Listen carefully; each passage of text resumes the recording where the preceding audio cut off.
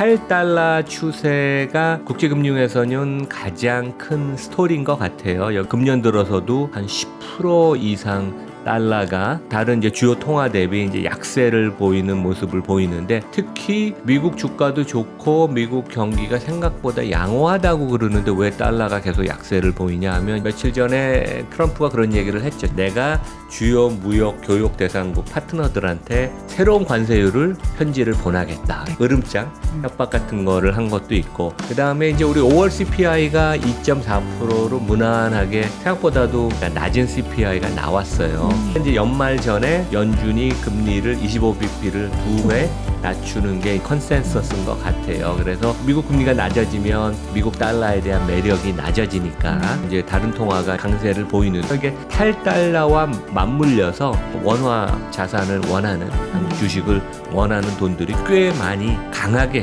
이제 시작이다. 네, 월스트리트 모닝 브리핑 함께하고 있습니다. 이번에는 글로벌 인터뷰인데요. 저희가 항상 금요일에 뵙다가 지난주에 화요일에 뵈서 그런지 굉장히 오랜만에 뵙는 것 같습니다. 자, 연세대학교 국제학대학원 이남우 교수 함께할게요. 교수님 어서 오세요. 네, 안녕하십니까? 네, 반갑습니다. 잘 지내셨죠? 네, 이제 학교는 학기말 시즌입니다. 벌써요? 그럼요. 그래서 우리 학기가 보통 16주인데 네. 마지막 2주는 이제 과제를 발표하거나 학기말 시험 봐서, 학생들 요즘 이제 진짜 바쁠 때죠. 바쁘고 끝나고 나면 저희는 또 채점하느라고 바쁘고.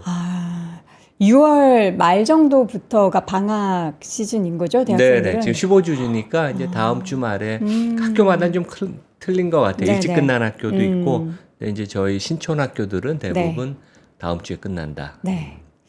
방학 때면 좋겠네요. 3개월 동안 합법적으로 쉴 수 있으니까 학생들은. 요즘 방학이 여름, 겨울 2달 반 정도여서 학생들은 학부 때부터 이 인턴하는 거가 되게 중요해요. 인턴십. 그래서 뭐 학생들이 그것 때문에 노력도 많이 하고 스트레스도 받고, 그다음에 또 이제 인턴하면 좋은 경험도 쌓으니까. 요즘은 이제 국내도 공채가 많이 줄어들고 대기업도 경력직이잖아요. 그래서 그 학교 다니면서도 경험을 쌓는 게 되게 중요해지고 있습니다. 자, 그렇다면 이제 오늘은 본격적으로 오랜만에 이제 영어 문장 한번 들어볼 텐데, 오늘은 영어 문장이 굉장히 심플해요. 짧아요. 네. 단어는 쉽진 않아요. 그러니까 de-dollarization continues. 그래서 요새 이 단어를 많이 쓰고 있죠. 탈달러화. 탈달러화. 그래서 오늘도 보면 제가 그 파이낸셜 타임스 아까 일면 기사 보고 왔는데, 달러가 2023년 이래 최저치를 지금 돌파했다. 이제 그래서 그 미국에 너무 이제 몰렸던 돈이 유럽으로 그동안 갔다가, 유럽 주가가 되게 좋습니다. 그다음에 이제 최근에 이제 아시아로 되게 오고 있잖아요. 그래서 한국도 이제 그런 혜택도 입었지만, 이제 최근에는 지난주에 우리 선거가 있고 나서 아주 매운 상법 개정 지금 이제 기대감이 있어서 외국인들이 아주 공격적으로 한국 주식을 사죠. 그래서 이 탈달러 추세를 우리가 어떻게 생각해야 되느냐. 그다음에 이제 그게 우리 특히 이제 3% 이 시간대 보는 분들은 미국 투자를 이미 많이 하시는 분들이어서, 최근에 그 학생들을 보면 전에는 한국 미국 투자를 같이 처음에 시작하다가 한국 투자에서 실패를 해서 미국으로 갔는데, 요즘 우리 학생들은 그냥 한국 주식은 뛰어넘고 미국으로 가는 경우가 많아요. 자기 학생들 부모들이나 주위에서 야, 한국 주식은 절대로 하면 안 돼. 근데 이제 한국 주식의 이제 매력이, 우리 이제 상법 개정이라는 거는 주주 투자자 보호안이에요. 그래서 이제 이러한 변화가 한국 주식의 이제 매력도를 좀 다시 만들어줘서, 우리가 국내 투자와 해외 투자 뭐 대부분은 이제 미국 투자일 텐데, 이 균형을 어떻게 잡느냐. 이게 되게 중요한, 어떻게 보면 자산 배분이 제일 중요하거든요. 이제 국민연금도 장기적으로 좋은 수익률이 나오는 게 톱다운 관점에서 자산 배분을 그동안 잘해왔기 때문에 안정적으로 우리 국민들이 원하는 연금을 만들어 주는데, 우리 개인들도 되게 큰 그림에 있어서 자산 배분, 미국과 한국을 어떻게 우리가 나눌까? 어떻게 해야 될까요? 우리가 뭐 숫자로 얘기하면 사실 예전에는 미국 비중이 훨씬 커지고 있었잖아요. 근데 이제는 그 기조에 맞춰서 우리도 뭔가 미국을 좀 줄여야 될 것 같은데. 원래 정상적으로는 홈바이어스가 제일 많고 그게 당연한 거예요. 왜냐하면 국내의 유가증권이 훨씬 편하고 잘 알고 네. 환율 리스크도 없잖아요. 근데 이제 그동안 국내 주식이 너무 매력이 없었기 그쵸. 때문에 성장도 못하고 주주인 나를 보호해 주지도 않으니까 회사나 이사회가. 그래서 이제 미국 투자가 중심이 되었는데 제 생각에는 앞으로 한 3년, 5년 정도는 국장과 미국 주식을 한 반반 정도 섞어서 그렇다고 다 한국 주식으로 또 갑자기 오는 것도 안 많습니다. 왜냐하면 최근에 보면 미국 주가 다시 좋잖아요. 지난 뭐 한 달, 두 달 사이에도 한 10% 이상 회복을 보이고 세계 최고의 기업들이 나를 그 주주를 위해서 일해주는 최고의 회사들이 미국에 많으니까 기본적으로는 국내와 미국을 한 반반 정도 갖고 가되 미국을 되게 잘 알고 내가 어떤 특정 업종에 대해서 어떤 뭐 정보가 우월하거나 내가 아주 깊은 지식이 있고 그러면 미국 비중은 그래도 조금 더 많이 갖고 가는. 근데 하여간 한국 주식을 그동안 너무 간과하던 분들도 이번에 우리 매운맛의 상법 개정이 되면 한국 주식이 상당히 그 업사이드가 앞으로 되게 많을 거라고 생각을 합니다. 네. 자, 그러면 탈달러 추세에 관련한 내용들도 좀 짚어보고, 그 밖에 오늘 또 기업 얘기도 많이 가지고 오셨네요. 그렇죠. 그러니까 뭐 한 2주, 3주 비어서 지금 이제 밀린 뉴스를 갖고 왔는데 이 탈달러 추세가 국제금융에서는 가장 큰 스토리인 것 같아요. 여기 이제 그림 보시면 금년 들어서도 한 10% 이상 달러가 그 다른 기축 통화, 다른 이제 주요 통화 대비 이제 약세를 보이는 모습을 보이는데 특히 미국 주가도 좋고 미국 경기가 생각보다 양호하다고 그러는데 왜 달러가 계속 약세를 보이냐 하면 이제 가장 최근에는 며칠 전에 그 트럼프가 그런 얘기를 했죠. 7월 9일이 이제 얼마 안 남았는데 내가 주요 무역 그 교역 대상국 파트너들한테 새로운 관세율을 편지를 보내겠다. 그러니까 좀 약간 뭐 으름장 협박 같은 거를 한 것도 있고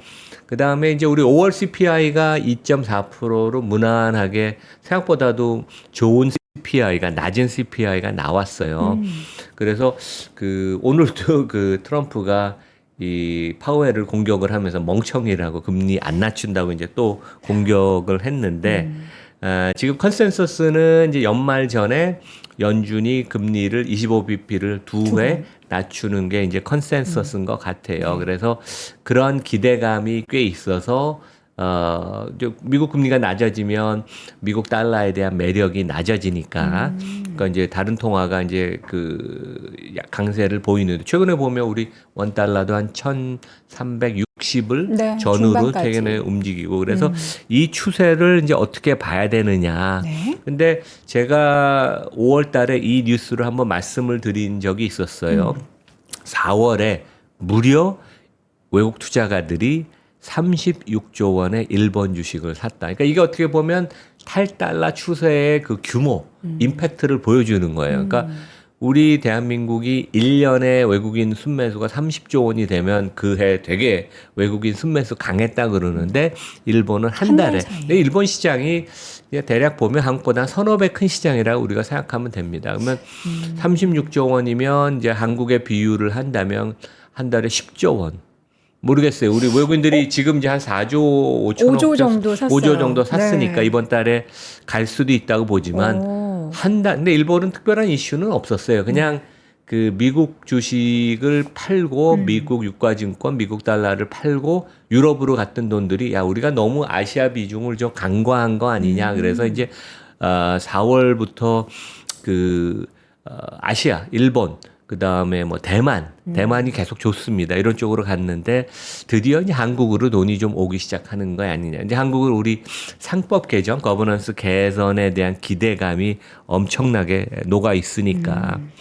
그래서 최근에 이제 제가 그 거버넌스 포럼을 맡고 있으니까 외국 투자가들이 엄청나게 관련돼서 뭐 미팅하자, 줌콜 하자는 게 되게 많아요. 오늘도 지금 이따가 오후에 있는데 그 가장 큰 것은 이제 국내에서는 뭐 그런 얘기도 해요. 원화가 안정화가 되니까 외국인들이 한국 주식을 산다. 근데 그거는 결과입니다. 환율 때문에 그 외국인들이 그 한국 주식을 사지는 않거든요. 가장 큰 것은 상법 개정에 대한 투자자 보호가 이제 앞으로 이루어질 수 있다는 그런 기대감이 크고, 지금 이제 외국인 돈들이 한국으로 들어오는 것은 헤지펀드의 숏 커버링이 최근에 많았고, 이들이 적극적으로 사는 것도 있고, 그다음에 일부 큰 펀드들이 좀 입지를 하기 시작했어요. 이제 그래서 5조 원 가까이 최근에 한 2주 사이에 들어온 것이고, 이번에 이제 법 개정이 아마 이번 달 말에 될 것으로 보고 있습니다. 그래서 저희 포럼이 기대하는 것처럼 집중 투표제 뭐 이런 것들은 좀 빠질 것 같아서 아쉽긴 한데, 하여간 한국 시장에 대해서 외국 투자가가 엄청나게 지금 언더웨이트이 됐던 게 최소한 중립 내지 오버웨이트를 가야 되는 거 아니냐. 그러니까 그리고 외국인들은 그런 게 있어요. 그 제가 작년 초에 그 밸류업 한참 그 발표할 때 저와 비슷하게 한 30년 이상 그 투자를 했던 사람들은 아이고 우리 한국 정부에 그동안 너무 많이 속아서 절대로 안 믿는다. 근데 그 사람 얘기가 맞았죠. 왜냐하면 밸류업은 실제 뭐 거의 실패한 거니까. 물론 이제 금융지주사 같은 데는 잘하고 있지만. 그래서 이번에도 우리 국내에서는 상법 개정에 대해서 조금 기대를 많이 하지만 이번에는 하는 거 아니냐. 하지만 외국인들은 반신반의한 사람이 많습니다. 그래서 그들이 틀린 것이 증명이 되면 네. 돈이 더 많이 들어올 수 있어요. 그래서 이게 탈달러와 맞물려서 국내에 이런 호재가 많으니까 원화 자산을 원하는 한국 주식을 원하는 돈들이 꽤 많이 강하게 이제 시작이다. 야구로 치면 한 2회 정도 된 것 같습니다. 네. 그래서 이제 그런 기대를 해야 되고, 그 탈달러 관련돼서 이제 JP 모간이 좋은 글을 이제 온라인에 올렸는데, 그 한국은행을 보면 전체 외환 보유고가 우리가 한 4천억 달러쯤 됩니다. 전 세계에서 한 9등, 10등 하는데 우리는 좀 많이 들고 있어요. 네. 우리는 전체 외환 보유고에서 달러 비중이 한 70%.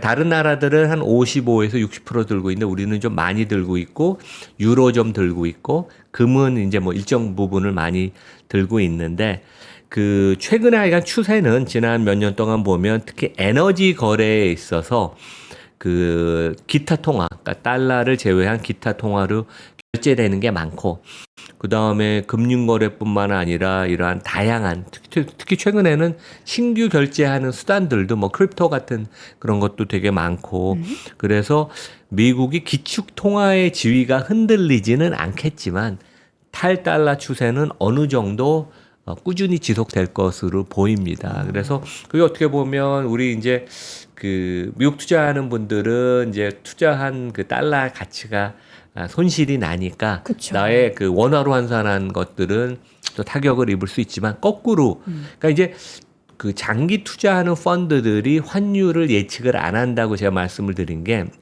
그 우리가 그 미국 투자한 것은 달러로는 표시하면 손해지만 네. 미국 기업들은 수출 기업들은 해외에서 번 돈이 달러로 표시해서 그 이익을 내면 그 늘어납니다. 그래서 네트트 하면 장기적으로 그게 상쇄된다고 보거든요. 그래서 실제 아마 2분기에 미국 기업들, 특히 빅테크, 수출 비중이 높은 빅테크 기업들은 실적이 상당히 괜찮을 거예요. 왜냐하면 달러가 약하니까.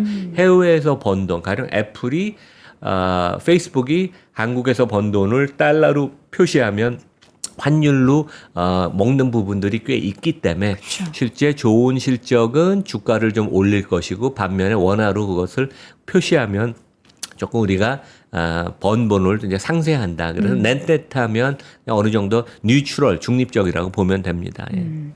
지금 이 시점에서 우리가 탈달러화가 어느 시점까지 지속이 될지는 알 수는 없지만 이게 단기간으로 끝나는 게 아니라 장기적으로 이어진다라는 것을 생각을 해둬야 하고, 그런 관점에서 미국 주식에 대한 비중을 그동안은 절대적으로 좀 높였다라고 한다면 요거를 조금 줄이고 그걸 이제 국장으로 이제 쇄신을 하고 있는 국장으로 조금 옮겨가야 한다라는. 저보다 정리를 더 잘해 주시네요. 근데 항상 우리가 분식집을 가도 네. 이 떡볶이만 먹으면 안 된다고 맨날 얘기하죠. 편식을 하지 말고 그쵸. 김밥도 먹고 네. 오뎅도 먹고, 그래서 포트폴리오를 다양하게 좀 갖고 가는 게, 특히 변동성 오래 우리가 느끼면서 맞아요. 느꼈으니까 뭐 미국 주식하고 한국 주식을 반반 갖고 가든지 미국을 조금 더 많이 갖고 가든지. 근데 네. 한국을 전혀 안 하면 이번에는 좀 쉽지 않다. 근데 그런 얘기도 있어요. 국민연금 이제 관계자분들 얘기를 들으면 워낙 지난 1, 20년 동안 한국 주식이 형편없었기 때문에 그쵸. 자기네 모델로 돌리면 한국 비중을 제로로 해야 된다는 얘기를 제로요? 합니다.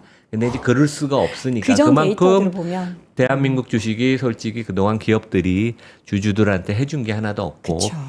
우리 시장이 이제 꼴찌였다. 이제 그런 말씀을 드리겠습니다. 이제 변할지 모르죠. 이제 우리 상법 개정이 되면. 트럼프 취임 이후에 미국 주가의 흐름을 보면은 미국을 제외하고 다른 나라가 훨씬 더 퍼포먼스가 좋긴 했어요. 물론 미국도 V자 반등을 하긴 그렇죠. 했지만. 그러니까 이게 블룸버그가 뭐 재밌는 그림을 몇 개 이번 주에 제시해서 제가 갖고 왔는데 네. 여기 이제 다음 페이지에 보시는 건 좀 헷갈리기도 하는데 그 트럼프가 취임한 1월 말을 100으로 만든 거예요. 그래서 이제 그 전과 그 후의 주가인데 미국 S&P 500이 파란색이에요. 그래서 트럼프 취임 전에 작년에 하반기에 꾸준히 작년에 주가가 좋았죠.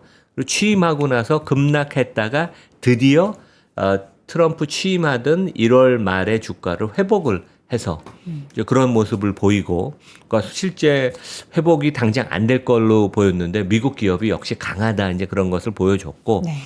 그 검은 선은 뭐냐 하면 전 세계 주가인데 미국을 제외한 유럽, 아시아 국가들의 그 결합 채고, 그러니까 시총 기준으로 이제 이것을 비중을 한 거고, 트럼프 취임하고 나서 오히려 엄청나게 급등을 해서 한 12, 3% 오른 거. 그러니까 1월 말부터 지금까지니까 한 너댓 달 동안 유럽, 아시아 주가, 그러니까 이제 한국도 여기는 최근에 포함이 되죠. 이제 이런 것들이 포함이 돼서 실제 트럼프가 미국을 위해서 엄청나게 많은 정책을 하지만 실제 주가가 올라간 것은 유럽과 다른 나라들이다. 특히 유럽이 주가가 아주 좋았습니다. 네. 그 다음 차트를 보면 지금 그래도 빅스도 지금 역사적 최저점까지 떨어져 있고 변동성 자체도 많이 떨어져 있긴 해요. 그러니까 미국이 탈달러화가 일어난다라고는 하지만 또 미국 안에서 기회가 없는 건 아니잖아요. 그러니까 제가 어제 그 어디 상장기업 이사회 강연을 갔었는데 네. 그 어떤 주제였나요? 우리나라 이제 보통 회장님들이나 사장님들 이사분들이 주식의 비용은 제로다. 주식의 상장하고 비중이요? 나면 그 주식은 공짜다. 왜냐하면 뭐 이자를 내는 게 아니잖아요. 근데 이제 그게 아니고 네. 자본 비용이라는 게 있고, 자본 비용이라는 것은 투자가가 요구하는 수익률이다. 한국은 대충 우리가 감각적으로 느끼는 것이 실제 10%인데 이론적으로 계산해도 10%라고 자본 비용이라고 하잖아요. 네. 그래서 그 얘기를 말씀을 드렸는데 이제 시장이 변동성이 높아지면 리스크가 높아져서 그 주식의 커스트가 비용이 더 늘어납니다. 근데 실제 이제 트럼프가 취임하고 나서 특히 이제 4월 달에 그 리버레이션 데이라고 이제 미국을 해방을 시킨다 이제 그런 얘기를 했었잖아요. 그래서 그때 변동성이 엄청 컸는데 여기 막대 그래프를 보면 일별 주가의 그 움직임이에요. 그래서 뭐 하루에 10% 이상 움직인 적도 있고 주식이 아닐 정도로 리스크가 과도했는데 최근에 들어서 5월, 6월에 들어오면서 하루의 변동폭이 줄어들면서 좀 안정적인 모습을 보이는 것은 시장에 대한 신뢰가 조금 더 증가하는 게 되게 좋은 모습이에요, 되게. 그래서 이제 그런 그림도 이제 블룸버그가 보여줬고, 네. 다음 페이지는 뭐 애널리스트들이 이제 후행하는 경향이 있죠. 그래서 꼭 이게 뭐 좋은 건 아닌데, S&P 500의 목표 주가를 이제 계산한 거예요. 지금 이제 오늘도 약간 미국 주가가 올라서 S&P가 6,040, 50 정도 되죠. 우리 이제 전고점 돌파를 앞두고 있는데 여기 보면 이제 애널리스트들이 그러니까 전략가가 아니고 개별 기업을 커버하는 애널리스트들이 다 12개월 목표 주가를 제시하잖아요. 이제 그것을 다 합해서 시총별로 이제 쭉 더해서 S&P 500의 목표, 지수 목표를 이제 계산을 한 것인데, 이제 금년 뭐 1분기만 해도 거의 7천을 대부분 애널리스트들이 역산을 하면 이제 나오는데, 리버레이션 데이가 되면서 많이 하락을 했다가 최근에 애널리스트들이 기업 이익에 대해서 좀 더 편안함을 느끼고 불확실성이 제거가 됐다고 생각하면서 최근에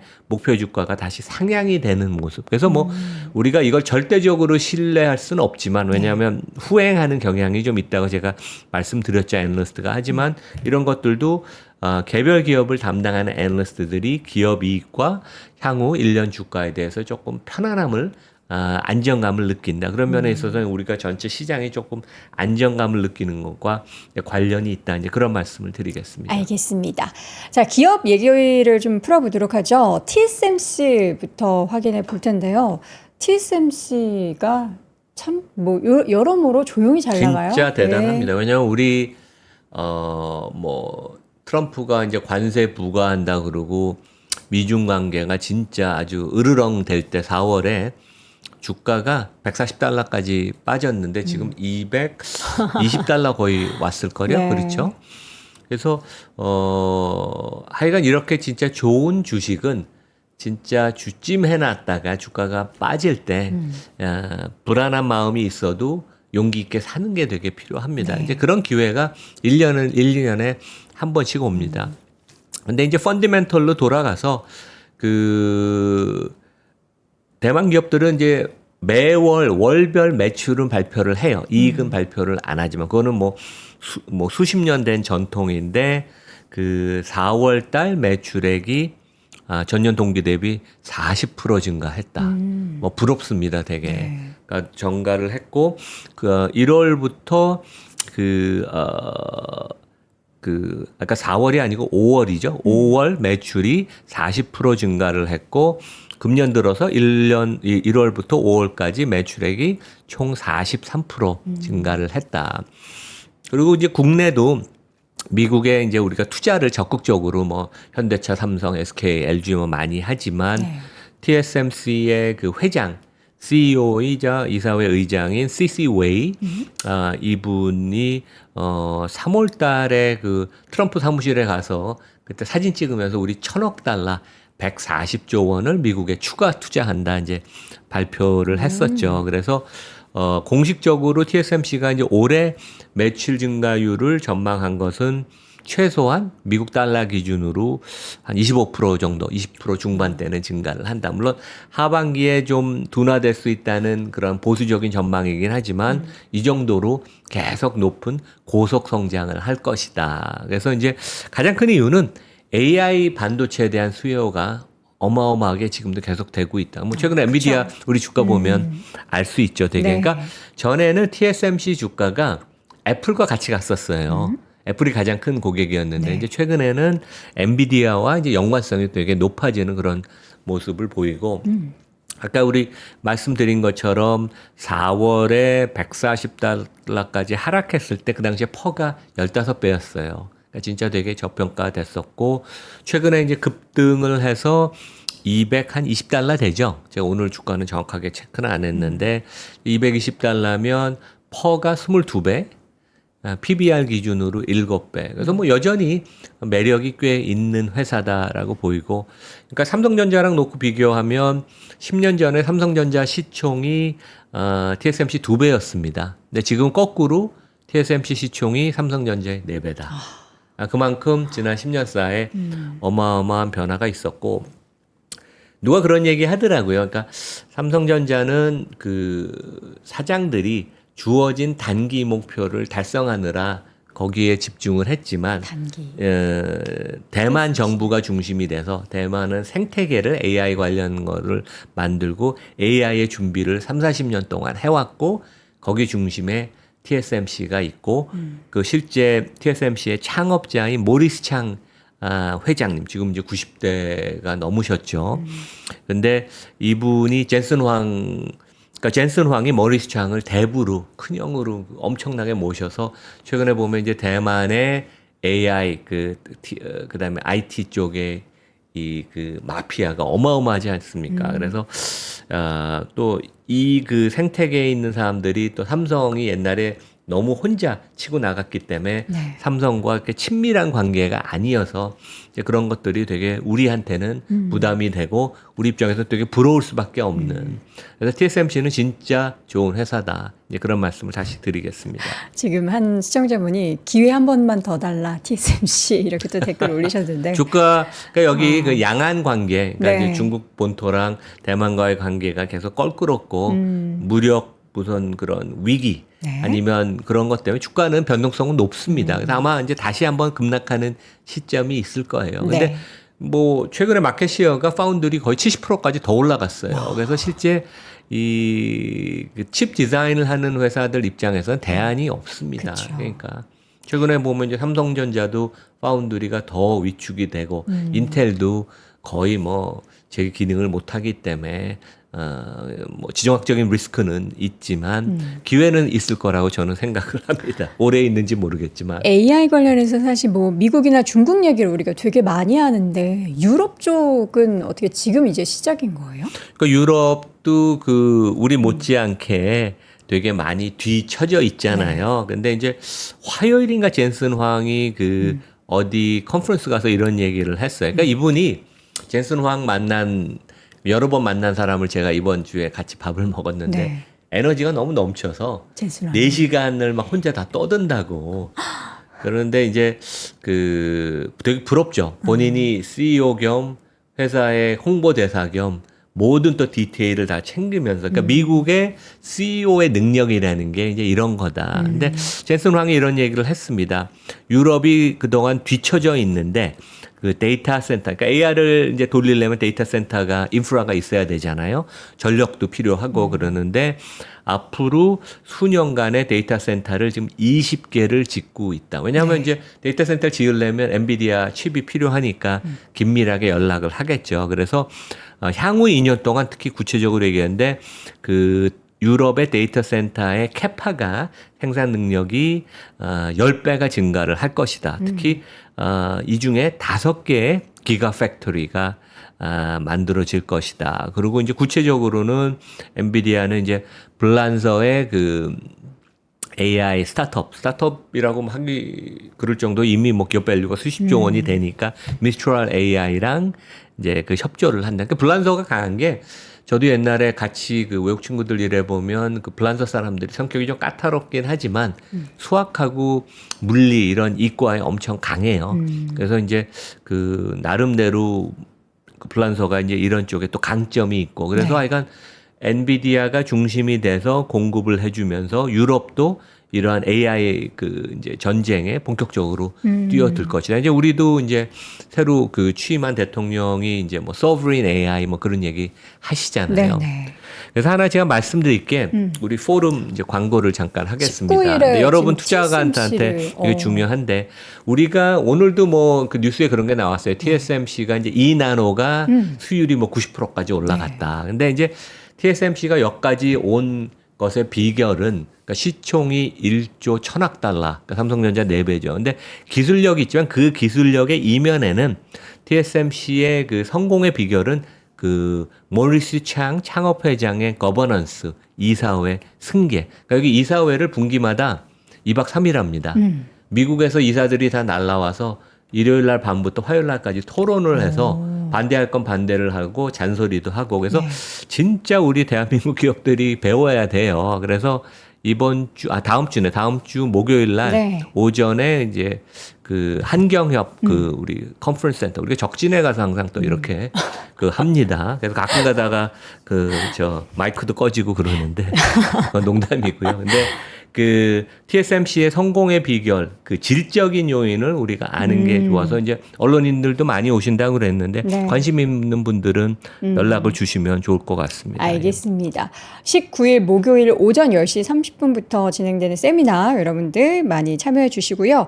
지금 일론 머스크가 소송을 많이 당하는 것 같아요. 어제도 보니까 머스크가 그 테슬라의 이미지를 실추시켰다라고 하면서 소송 당했는데 또 이 소송 소식은 또 뭐예요? 그건 다른 소송인가 봐요. 네. 제가 이제 오늘 드릴 말씀은 블란서에서, 블란서 얘기를 계속 많이 하네요. 블란서에서 한 10명의 테슬라 자동차를 리스로 구매한 사람들이 나는 이 친환경의 이미지가 좋아서 테슬라 차를 4년 계약을 하고 리스로 샀는데 그 일론 머스크가 정치판에 뛰어들어서 우파로 전향을 하면서 이 차의 가치, 의미가 없어졌고 나는 이 차가 이제 그 밴달리즘이라고 하죠. 그러니까 사람들이 이 차를 파손시킬 수도 있고 그 결과 보험료도 최근에 올라갔고 감가상각이 많이 돼서 차의 그 리세일 밸류 그 유통 가격도 이제 떨어지고 그래서 나는 그 소송을 할 수밖에 없다. 이제 그런 일들이 불란서에서 벌어지고 있어요. 그래서 이제 재판이 아직 본격화된 건 아닌데 그 이제 재판부가 이제 결정을 하겠죠. 이거를 심의를 할 필요가 있는지 없는지. 근데 이제 그런 얘기를 들으고 싶어요. 그러니까 그 아마 3프로에서도 그 뭐 트럼프 대 머스크가 이 그 격렬한 이 대치가 어떤 의미냐. 근데 이제 미국에서 들은 얘기는 이게 약간 쇼가 아닌가. 그러니까 이게 그런 왜 근데 쇼예요? 얘기가 이제 많이 나오고 네. 그 제가 어제 챗GPT 같은 애도 좀 돌려봤어요. 근데 그 대단히 그 고도의 계산된 어떤 왜냐하면 계산을 이제 한 거죠? 머스크가 입장에선 그거죠. 나는 이제 어차피 정부에 좀 있어 보니까 이게 나의 한계라는 것은 어차피 민간인이 사업가가 가서 뭐 정부의 공식 직책이 있었던 것도 아닌데 내가 변화를 일으키는 것에 한계를 느껴서 어차피 이제 다시 자기 회사 기업을 되살리는데 이제 역할을 한다 그러고 그것도 있습니다. 지금 일론 마스크가 주식 보상 옵션 패키지가 이사회에서 엄청나게 논의가 되고 주총이 계속 지금 연기가 되고 있거든요. 그래서 그런 상황에서 본인이 공직에서 계속 그 논란을 일으키는 것보다는 이쪽으로 들어와서 특히 최소한 공개적으로 외면상 트럼프와 이제 거리를 멀리해서 나는 원래 친환경주의자고 이 개혁적이고 그 이런 민주당 쪽 사람이다. 이제 이런 것을 포지션을 하려고 한 정치적인 계산도 있는 게 아닌가. 근데 뭐 그 사람의 속내는 우리가 알 수는 없지만 그런 생각을 최근 미국 사람들은 점점점 많이 하고 설득력이 있어서 왜냐하면 엄청나게 긴장감이 있다가 최근에는 이제 잦아들었죠, 되게. 근데 그래놓고 그러면은 계속 뭔가 이런 팽팽한 느낌이 있어야 되는데 머스크가 먼저 백기를 드는 것처럼 트윗을 다 지우고 필요하니까요. 왜냐하면 결국 여러 가지 그 오늘 그 트럼프가 그 행정명령에 사인을 했어요. 미국은 주 단위별로 자기 그 법 규칙을 만드는데 캘리포니아 주가 2035년부터 전기차만 그 운행할 수 있다고 한 것을 그 무효화시키는 법안에 서명을 했거든요. 네. 그래서 결국 트럼프 미국 행정부와 너무 적대적인 관계를 가지면 뭐 스페이스X도 그렇고 한 30조 원 계약이 있다고 하죠. 테슬라도 절대적으로 특히 자율주행 승인과 관련돼서는 트럼프의 그 블레싱이 축복이 필요하기 때문에 극단적인 대치, 장기적인 국면으로는 가지 않을 것이다. 그래서 이제 자기를 지지하던 좀 젊은 아니면 뭐 개혁적인 마인드의 테슬라 오너나 잠재 구매자들한테 다시 어필을 할. 그러니까 엄청나게 보면 커머셜한 그런 고도의 머리가 진짜 좋은 사람이니까 이제 그런 저는 좀 그런 생각이 들어요. 되게. 머스크는 지금 사실 기술적인 발전을 이룩하려고 하는 다양한 것들에 신경 써도 머리가 부족할 판에 지금 뭔가 판을 짜려고 하는 그런 정치적인 움직임까지 펼쳐내려고 XAI도 하니까. 지금 엄청 키웠죠. 그래서 네. 지금 톱3, 톱5 AI 회사를 발전했잖아요. 그래서 대단한 사람입니다. 되게. 정말 대단한 근데 것 이제 같습니다. 근무를 많이 해요. 그러니까 일주일 내내 일하고 100시간 이상씩 자기 일한다고 네. 얘기하고 그 주위에 있는 사람들 얘기 들으면 그 사실이라고 합니다. 진짜 대단해요. 그렇게 일 열심히 하면서 결혼도 한 3번 하고 아이도 그렇게 많이 낳으시고 참 대단합니다. 자, 이어서 메타 소식도 좀 확인을 해볼까요? 그러니까 메타가 그저께 그 상당히 그 그러니까 이제 실리콘밸리에서는 약간 그 예견은 했었나 봐요. 최근에 이제 그 이 라지 랭귀지 모델 그 라마 4를 발표한 게 완전히 실패가 돼서 이 직접 그 진두지휘를 AI 그 슈퍼 인텔리전스 쪽으로 이제 진두지휘하고 네. 이쪽 사람들을 최소한 1, 20억 많게는 수천억의 그 패키지를 준다고 그런 얘기가 나왔는데 제가 그 뉴스는 이제 끝에 말씀드릴 텐데 그 우리는 잘 들어보지도 못했죠. 스케일 AI라는 회사의 49% 지분을 150억 달러에 산다. 스케일 AI. 근데 기업 가치로 치면 49%가 150억 달러니까 한 300억 달러 거의 뭐 한 45조 원 정도 되는 돈인데 실제 최근에 보면 이 라마가 잘 되는 줄 알았는데 완전히 이번에 라마 4에서 너무 평판이 안 좋고 네. 기술적으로 결함이 많은 걸 알면서 구글이나 오픈 AI, 엔트로픽 이런 데 완전히 뒤처지는 게 아닌가. 그래서 스케일 AI를 제가 좀 찾아봤더니 그리고 이제 아는 분들한테 물어봤더니 이 데이터가 되게 많은데 이제 더 활용할 수 있는 데이터가 많이 부족해서 그것을 잘 라벨링을 하고 데이터를 클리닝을 하고 카테고리로 분류하는 게 그게 엄청나게 기술이라고 하거든요. 네. 근데 여기 보면 알렉산드라 왕이라는 미국계 중국인. 그러니까 이 친구도 보면 MIT 다니다가 1년인가 2년 다니고 드롭아웃 됐어요. 중퇴했어요. 그러니까 이제 이런 천재들은 학교 다니는 시간도 뭐 저커버그도 그렇고 빌 게이트 그렇잖아요. 근데 시간이 아까워서 드롭아웃해서 스케일 AI를 2016년에 만들었는데 회사 가치가 이제 계속 커지는데 그만큼 이 AI는 확실한 것이고 그다음에 여기에 지금 올인을 모든 빅테크가 하고 있고 지금 45조 원의 밸류 되는 회사의 기업 가치의 49%라는 건 내가 컨트롤하지 못한다는 의미거든요. 근데 결국 여기 알렉산드라 왕하고 결국 핵심 인력을 필요로 해서 지금 이제 25조 원의 그 가격을 내는 거죠. 네. 그러니까 이제 그만큼 대단하다. 근데 이제 우리가 빅테크마다 약간 전략이 틀려요. 애플하고 아마존 같은 데는 기본적으로 M&A를 거의 안 합니다. 네. 해봤자 1, 2조 원짜리. 왜냐하면 애플은 원래 그런 철학이 옛날부터 녹아 있었고 제프 베조는 다른 기업들 고평가되어 있는데 왜 사냐. 우리가 이제 내재화 시키자. 항상 그런데 메타는 2012년에 인스타그램을 인수했고 여기 이제 막대 그래프가 뭐냐면 그 당시에 인수 가격이에요. 그러니까 인스타그램은 되게 싸게 인수했어요. 그러니까 뭐 한 10억 달러? 그러니까 한 뭐 1조 몇천억? 2조 미만에 샀고 그 다음에 왓츠앱을 2014년에 200억 달러를 주고 샀죠. 그러니까 한 30조 원 주고 샀습니다. 네. 그리고 두 개는 완전히 대박이 나서 대성공을 한 거고 지금 가장 메타 입장에서 효자가 인스타그램이죠. 되게 캐시를 엄청나게 근데 만드니까. 또 요새 인스타그램을 자꾸 이제 독점하고 있다. 그 SNS 업계를. 그래서 떼서 매각을 해야 하나 말아야 되나 그 결정을 그런 지금 프레셔가 앞두고 많죠. 있죠. 근데 네. 이제 또 틱톡이 워낙 잘하고 있으니까 우리는 독점이 아니다. 이제 그런 논리를 인스타그램 쪽은 하죠. 근데 틱톡이 되게 잘해요, 진짜.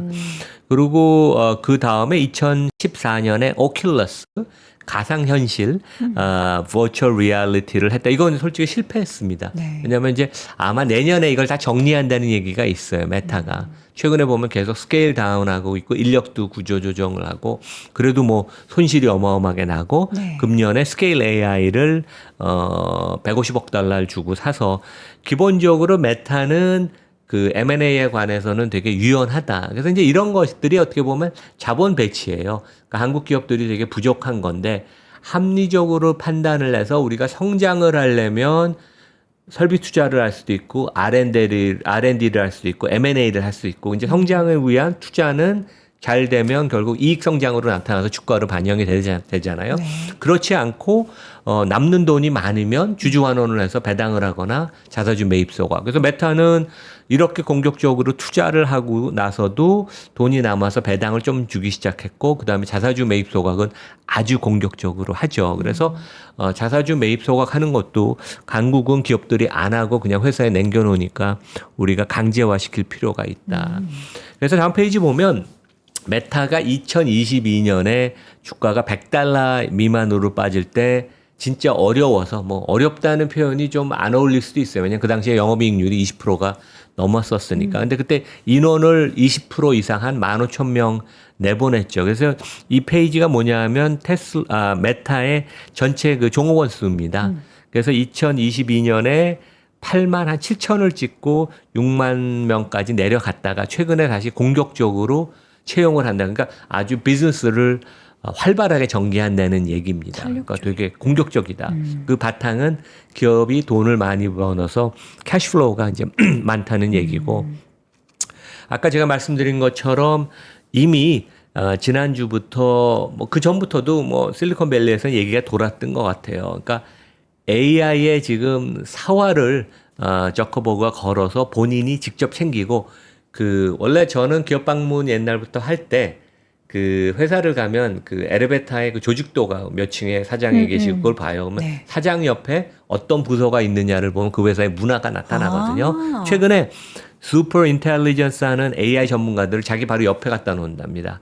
아니, 나랑 계속 사장실만? 얘기를 해야 되니까. 그러니까 일론 머스크도 캘리포니아에 오면 AI 자율주행 팀에 가서 거의 시간을 보내거든요. 그러니까 이제 그 최고 CEO의 그 관심이 초점이 어디에 있느냐. 근데 이미 몇 주 전부터 최소한 수십억, 많게는 천억대의 급여를 제시를 해서 이 그 스케일 AI는 돈으로 안 되니까 회사를 전체 사서 인력을 데려오는 그런 전략을 구사하는데 야, 한국 기업이 우리가 어떻게 해야 되는지 참 걱정이 됩니다. 우리나라 그 굴제 기업들은 사장실 옆에 뭐가 있을까요? 그냥 그 한 층이 다 그냥 한 회장실일 층이 것 다 같은데. 비어 있죠. 되게. 그쵸? 예. 그 주변에 아무 팀 없고 아무도 없습니다. 뭐 있어봤자 뭐 경호나 뭐 비서실 뭐 이런 거 붙어 있겠죠.